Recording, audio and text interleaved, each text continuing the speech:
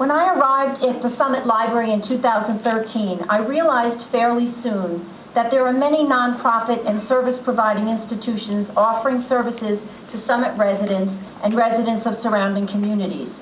This became abundantly clear when we scheduled snowy story time at the same time that Santa Claus was arriving in town and descending from the roof of the YMCA. My frequent refrain became, the great thing about Summit is all the nonprofits.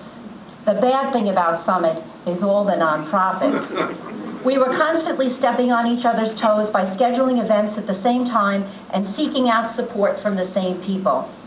It became my goal to set up a community calendar with the first goal of giving the nonprofits and other service providers a place to check what else is going on in town before scheduling major events.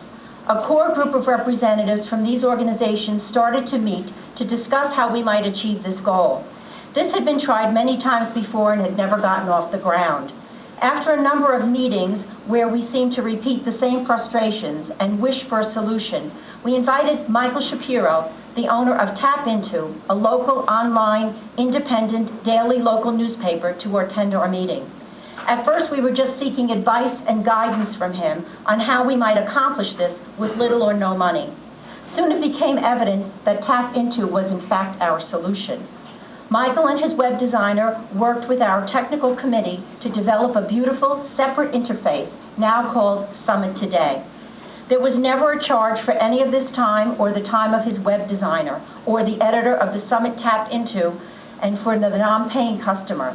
I think that Michael will agree that we were pretty demanding, right, Michael? And sure about what we wanted to accomplish.